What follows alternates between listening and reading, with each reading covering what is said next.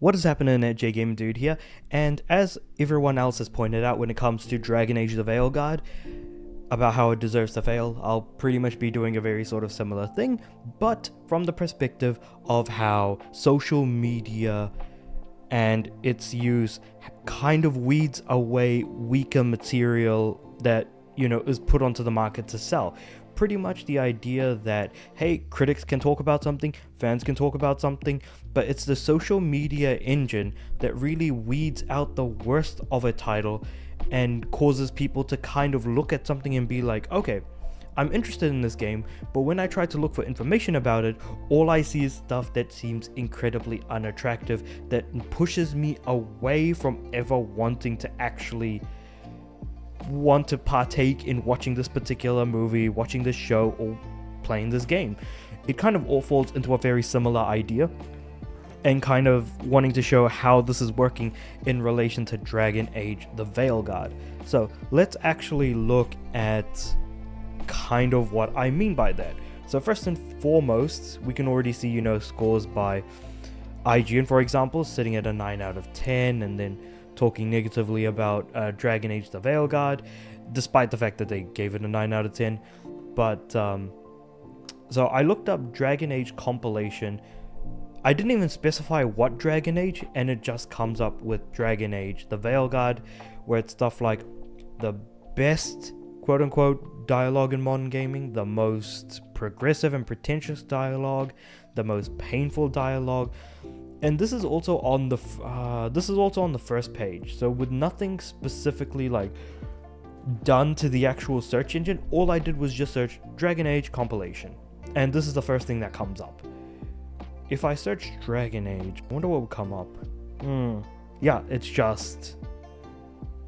nothing really but negative aspects to Dragon Age that are flowing to the top on search engines and things like that. So it's clear that when it comes to social media, negativity has a greater influence, but if the negative stuff that you see is the things that push you away from a particular piece of media or medium, then there's probably a good reason that it might just be really, really bad. Usually that's the case that people are able to perceive from that. And it certainly doesn't help matters. For example, when we're looking at something like the trailer, which is kind of the first thing that came out regarding Dragon Age the Veilguard.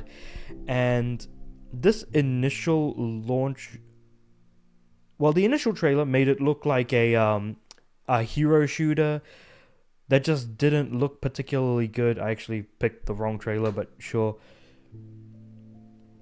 And then just like this whole, the series of compilations of like really bad dialogue.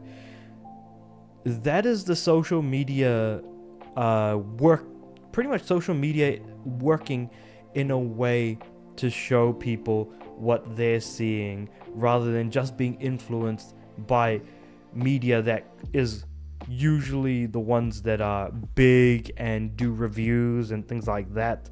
So it's kind of just, how do you see things? Do you trust games journalists to give you proper reviews and things like that?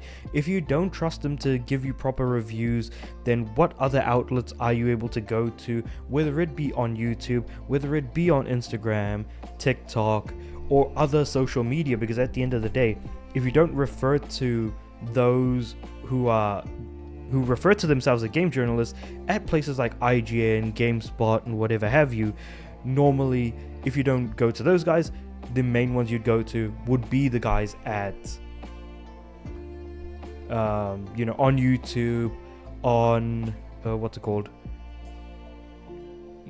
TikTok, and all of those sorts of places. So it really does kind of make me wonder, as I sit here and talk about it, is this really just the social media actually causing people to kind of think about and push people away from bad products that are badly created, even though they were positively received from a critical lens by various media outlets?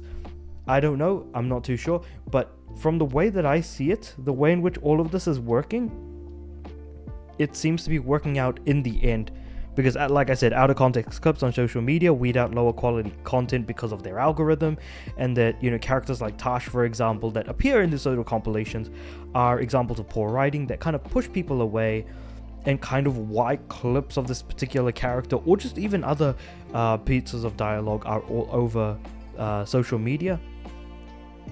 And if people don't want something, they also let other people know, oh, it's fine, any stuff that seems bad, either if someone shares something about this game, it's usually it's bad or here's a funny joke, but not as much as people actually being genuinely positive about it. And it does kind of make me sit here and think, well, if it's positively received, does it from a critical perspective, does it deserve to fail? And it's usually the people, the customers, that determine whether or not something is successful or not, and that's where it ultimately comes down to.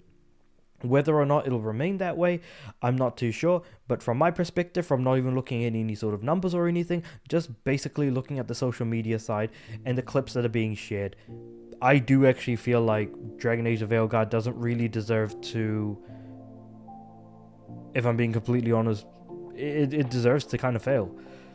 Because it just very much puts a poor foot forward, both in regards to its original trailer, but also to the fact that only the really, really like negative aspects are being shared around rather than anything that might be seemingly interesting.